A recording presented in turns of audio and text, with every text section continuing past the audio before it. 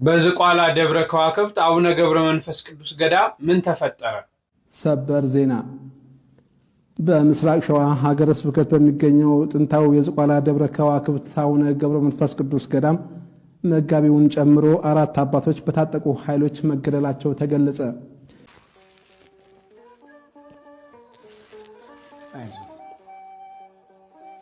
መከራ መጥቷል፣ ጽዋ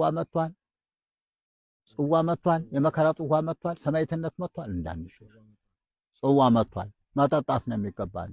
ማሻሹ ግን አያዋጣም። ማሻሹ አያዋጣንም ብለዋል በላቸው። አይቀር ከንቱ ላይቀር ከንቱ እሱም ይታዘበናል። ሞት አይቀርም። ሰው በረሃብ ይሞታል፣ በበሽታ ይሞታል፣ በመኪና አደጋ ይሞታል፣ በጦርነት በሰዎች ይሞታል። እንቅፋት ሞቶ እንሞታለን። መራቃችን ትን ብሎን እንሞታለን። ከመጣ አይቀርም። ሰላም ጤና ይስጥልኝ። እንዴት አላችሁ? በመላው ዓለም የምትገኙ የኢዮአብ ሚዲያ ተከታታዮች እግዚአብሔር ይመስገን። እንግዲህ ዛሬ እጅግ አሳዛኝ በሆነ መረጃ ነው ወደ እናንተ የመጣሁት።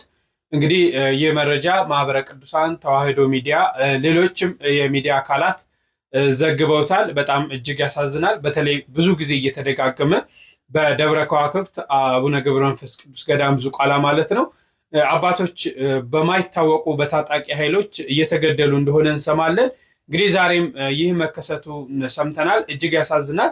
እንግዲህ በዚህ ዙሪያ አንዳንድ ቪዲዮዎችን እንመለከታለን። እስከ መርሃ ግብሩ ፍጻሜ አብራችሁን ቆዩ። ሁላችሁም በኮሜንት ሴክሽን ላይ እንግዲህ በገዳም የሚገኙ አባቶቻችን ነፍሳቸውን ይማር አንልም፣ በረከታቸው ይድረሰን ነው። ለምን ይህንን ዓለም ንቀው ትተውት ለክርስቶስ ታምነው ራሳቸውን በዋሻው በዱር በገደሉ ለክርስቶስ ራሳቸውን አሳልፈው መከራ የሚቀበሉ አባቶቻችን ናቸውና እነዚህ እንግዲህ ነፍሳቸው ገነት እንደምትገባ እናምናለን። እንኳን እነሱ እኛም ገነት እንገባለን ብለን ነው የምናስበው። በዓለም ውስጥ እየኖርን በዚህ በጩኸት ውስጥ በዋዛ ፈዛዛ ዓለም ውስጥ ዓለም እያታለለችን እየኖርን እንኳን ገነት እንገባለን ብለን እናምናለን።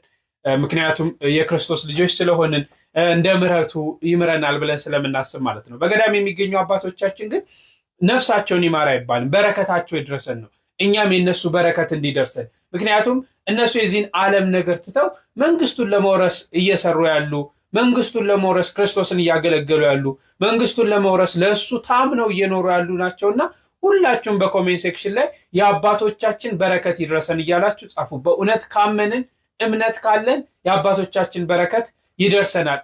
እስቲ በመጀመሪያ ምንድን ነው በዝቋላ የተከሰተው የሚለውን ላስቃኛችሁ።